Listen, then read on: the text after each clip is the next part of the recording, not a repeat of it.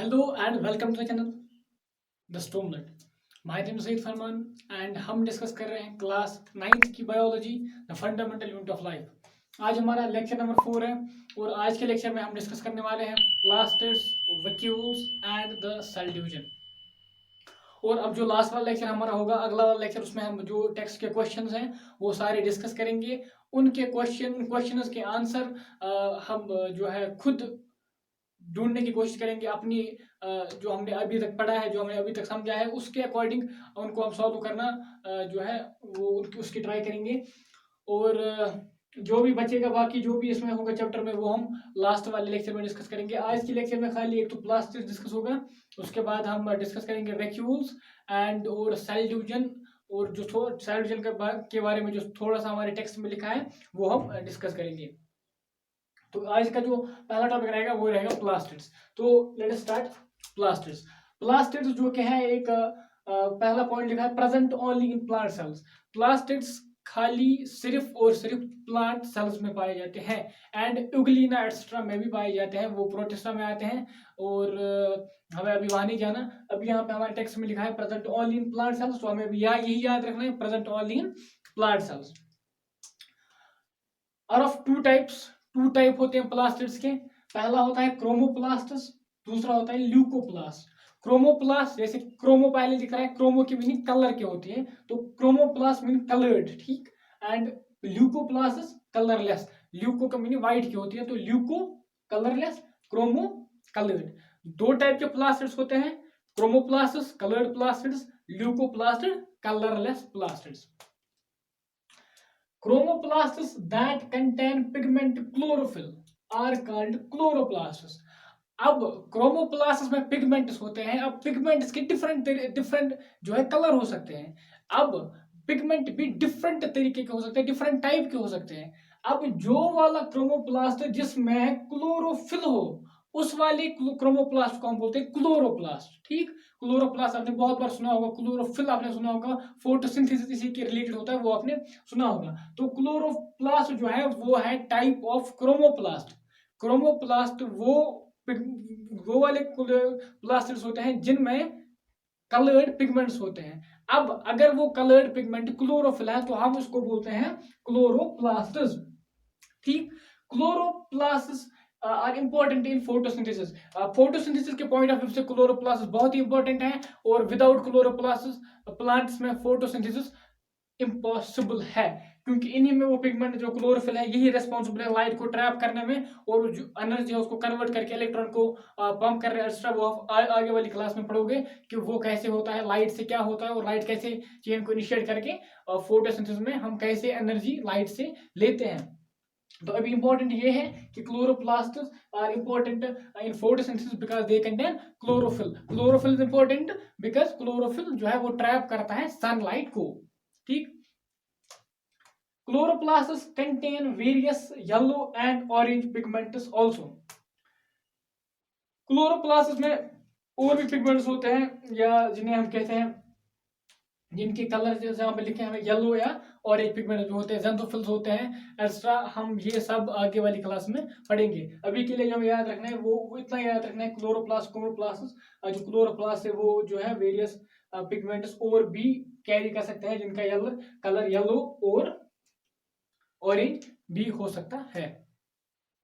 Next point क्या लिखा है ल्यूकोप्लास्ट स्टोर। अब ल्यूकोप्लास्ट क्या क्या स्टोर कर सकते हैं? ल्यूकोप्लास्ट स्टोर कर सकते हैं स्टार्च, अगर स्टार्च भी हमारे ल्यूकोप्लास्ट में हो सकता है वो स्टोर कर सकते हैं। ऑयल्स हमारे ल्यूकोप्लास्ट ऑयल्स या फैट्स एक्स्ट्रा वो भी ल्यूकोप्लास्ट स्टोर कर सकते हैं। एंड प्रोटीन्स भी जो है वो ल्यूकोप्लास्ट में स्टोर हो सकते हैं। तो अब हमारे टेक्स्ट से बाहर कुछ पॉइंट्स हैं, आप चाहे तो लिख सकते हैं, आपकी मर्जी। स्टार्च जो ल्यूकोप्लास्ट स्टार्च को स्टोर करते हैं उनको हम बोलते हैं एमाइलोप्लास्ट, ठीक।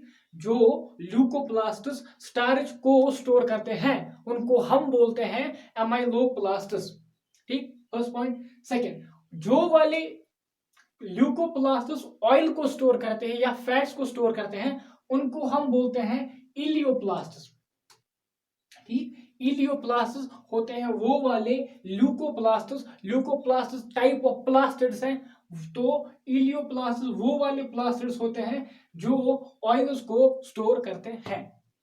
प्रोटीन्स जो प्रोटीन्स को स्टोर करते हैं उनको हम बोलते हैं aleuroplasts. Aleuroplasts are a type of leucoplasts that store proteins. ठीक, जो वाले हमारे ल्यूकोप्लास्ट्स प्रोटीन को स्टोर करेंगे उनको हम बोलेंगे एल्यूरोप्लास्ट।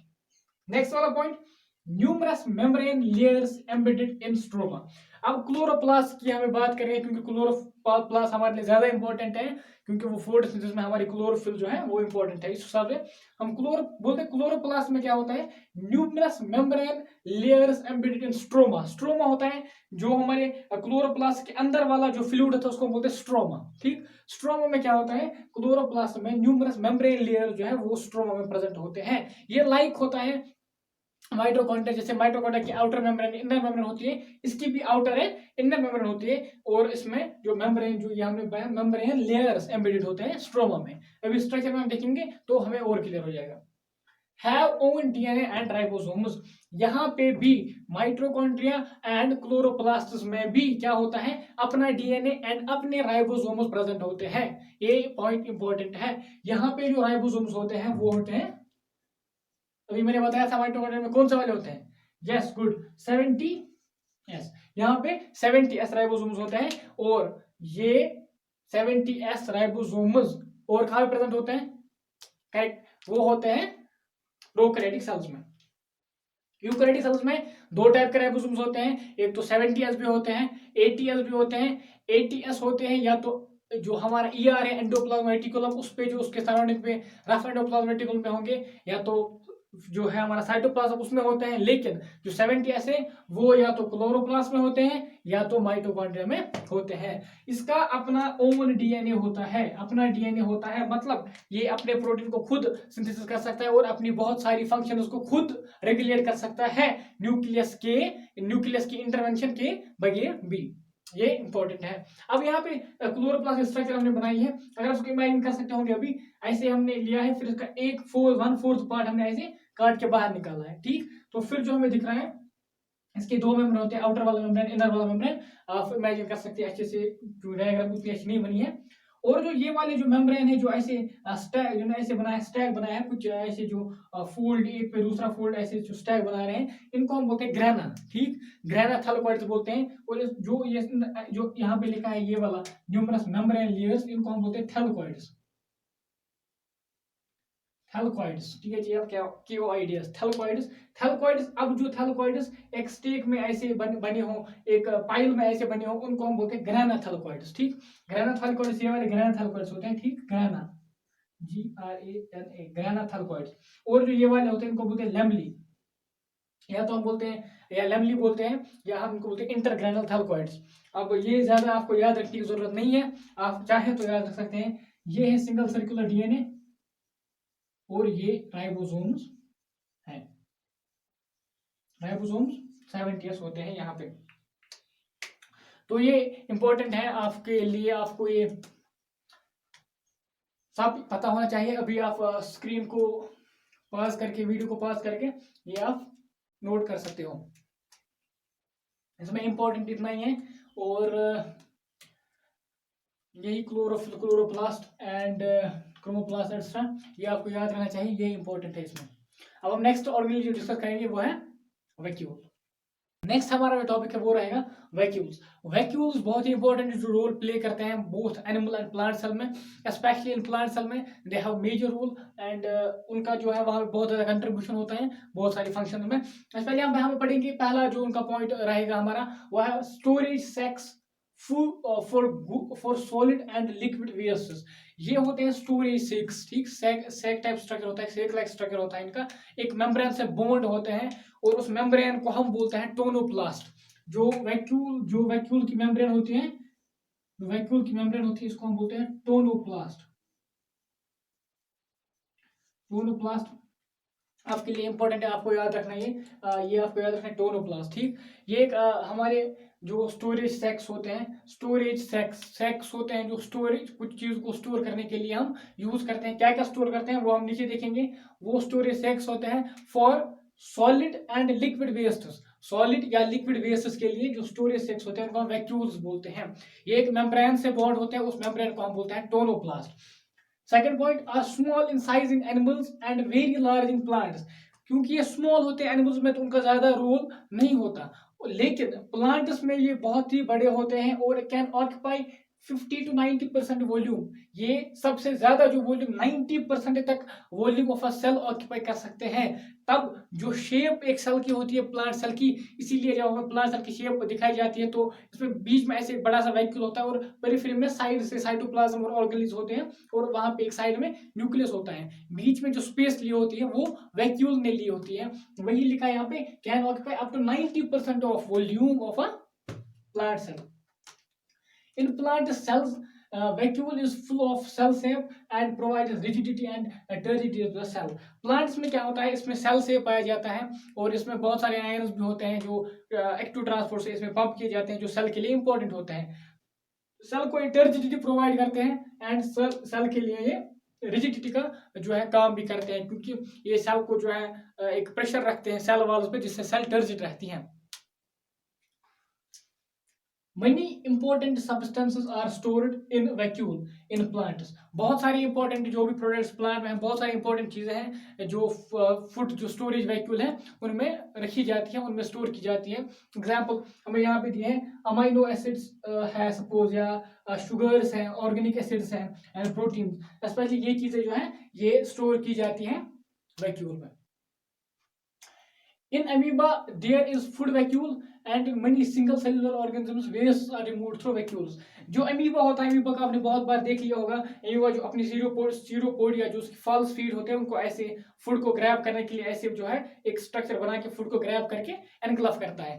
एनगल्फ करने के बाद वहां पे एक फूड वैक्यूल क्रिएट होता है। फूड वैक्यूल की भी उसमें डिफरेंट टाइप्स होती है, प्राइमरी, सेकेंडरी, टर्शियरी। अगर फूड अभी बना है और फूड अभी उसमें जो है एनगल्फ हुआ है तो उसको हम प्राइमरी वैक्यूल बोलते हैं। फिर अगर फूड पे थोड़ा सा काम हो गया है, फूड डाइजेस्ट स्टार्ट होना हो गया है तो सेकेंडरी बोलते हैं, एक्स्ट्रा। फिर टर्शियरी आता है लास्ट पे, तो हमें वो भी अभी नहीं चाहिए। अभी हमें ये याद रखना है कि अमीबा में भी फूड वैक्यूल होता है और उसी फूड वैक्यूल में उसका फूड डाइजेस्ट होता है। उसके लिए अलग ऑर्गन नहीं होता, उसके लिए स्टॉमक नहीं होता, ना उसके पास इंटेस्टाइन होते हैं। उसके पास सिंपली वो सीडोपोडिया को ऐसे फूड को एनगल्फ करके वैक्यूल में डाल के और उसको फिर वहां पे डाइजेस्ट करके अपनी एनर्जी निकाल लेता है। एमीबा के पास क्या होता है, एक फूड वैक्यूल होता है, फूड वैक्यूल होता है। एंड बहुत सारे ऐसे सिंगल सेलुलर ऑर्गेनिज्म हैं, उनके पास क्या होता है, वो उनके पास होता है एक कंट्रैक्टाइल वैक्यूल्स होते हैं या ग्रीन वैक्यूल्स होते हैं, उनको हम आप पढ़ोगे बाद में। वो यूज होते हैं वेस्ट मटेरियल को बाहर निकालने में।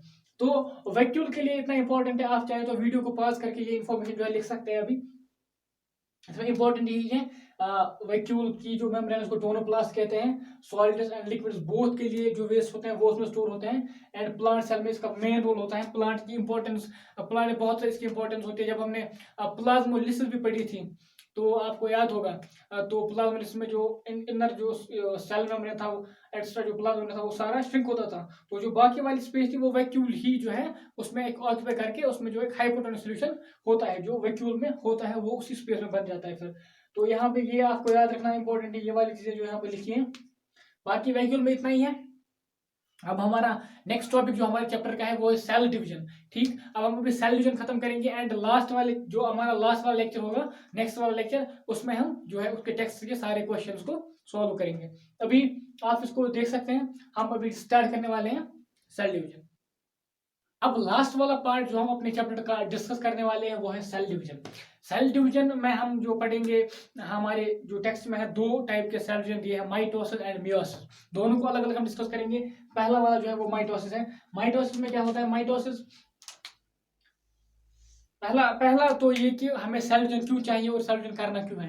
क्योंकि हमें पता है बहुत बार हम अपनी जो है हमारी चोट लग जाती है हमें कहीं पे, या कहीं पे कोई वॉन्ड बन जाता है हमारी स्किन में, तो अगर हमारी सेल्स डिवाइड न करें तो वो वॉन्ड वैसे ही रहेगा और कभी भी फिल नहीं होगा। एक रिक्वायरमेंट ये है कि हमारे जो वॉन्ड्स है या हमारी जो यहाँ पे जो हमें लगती है एक्स्ट्रा, उसको जो है फिल करने के लिए हमें सेल डिवीजन का होना जरूरी है। नेक्स्ट टाइम जब आपने सुना होगा जाइगोट जो है सिंगल सेल होती है, जिससे एक पूरा जो बड़ा ऑर्गेनिज्म है वो बनता है। एलिफेंट जितना बड़ा ऑर्गेनिज्म है सिंगल जाइगोट से बनता है। तो सेल को इतना डिवाइड करना जरूरी है कि वो ट्रिलियंस ऑफ सेल्स क्रिएट करके उतने बड़े ऑर्गेनिज्म को बनाए। तो हमारे बढ़ने के लिए, हमारी ग्रोथ के लिए भी सेल डिवीजन इंपॉर्टेंट है।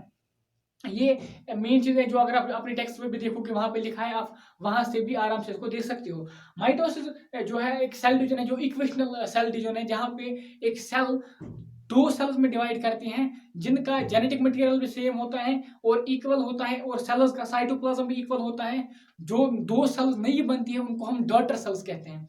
यहाँ पे अगर आप देखेंगे ऐसे, इसमें क्या होता है, एक सेल होती है, ये डिवाइड करती है दो में, और इसमें जितना भी 46 क्रोमोसोम, सपोज अगर हम ह्यूमन सेल को मान लें 46 क्रोमोसोम, इसमें भी 46 क्रोमोसोम होते हैं, इसमें भी 46 क्रोमोसोम होते हैं। इनको हम बोलते हैं डॉटर सेल्स, डॉटर सेल्स। तो क्या है, यहाँ पे जो सेल इक्वेशनली डिवाइड करे और इक्वल डिवाइड हो दो सेल्स में, उस डिवीजन को हम बोलते हैं माइटोसिस। माइटोसिस वो वाला डिवीजन है जिससे हमारी ग्रोथ होती है, जिससे हमारी सेल्स रिपेयर होती हैं, और जो इससे सेल्स निकलती हैं वो इक्वली सेम होती है to the parent and to each other also. तो जो यहाँ से सेल्स निकलती है वो आपस में भी जो है इक्वल सेम होती है, उनका डीएनए मोड भी सेम होता है, इनमें जीन्स भी सेम होता है, इनमें साइटोप्लाज्म भी सेम होता है, और वो अपनी मदर सेल जिससे वो दोनों डिवाइड होकर बनी उससे भी सिमिलरिटी रखते हैं। तो माइटोसिस जो है एक इंपॉर्टेंट सेल डिवीजन है हमारी ग्रोथ के प्रोस्पेक्टिव व्यू से, एंड हमारा जो है रिपेयर एक्स्ट्रा उसके प्रोस्पेक्टिव व्यू से। सेकंड डिवीजन जो है वो है मियोसिस। मियोसिस जो है उसको हम बोलते हैं रिडक्शन डिवीजन। ठीक, रिडक्शन डिवीजन के मायने क्या होती है, रिडक्शन डिवीजन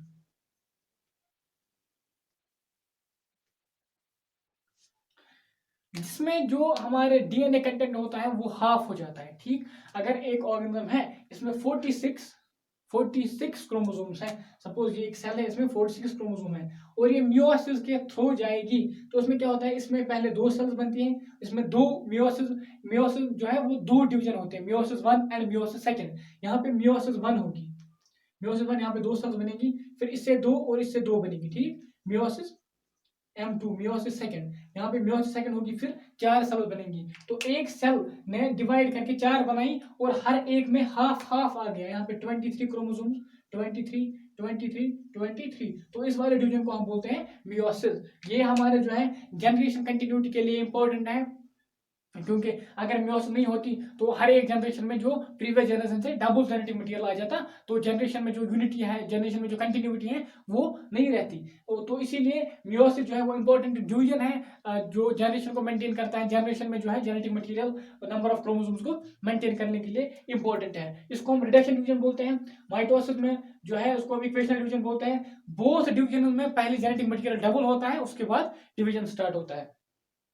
तो टेक्स्ट में अगर हम देखें इतना लिखा है, और ये जो है आपके लिए भी एनफ है, क्योंकि माइटोसिस और मियोसिस में इतना काफी है 9th में, और जब आप नेक्स्ट क्लास में चलोगे तो आपको यही जो है एक्सटेंड करके बताया जाएगा। आपके लिए अभी जो इंपॉर्टेंट है वो ये याद रखना है कि माइटोसिस जो है इसमें एक सेल दो में डिवाइड होती है जो इक्वल होती है to each other and also to the parent cell.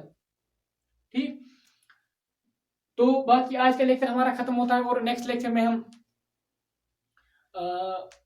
जो क्वेश्चन है हमारे टेक्स्ट पे वो सॉल्व करेंगे। सो आज के लेक्चर में बस इतना ही। Thanks for watching.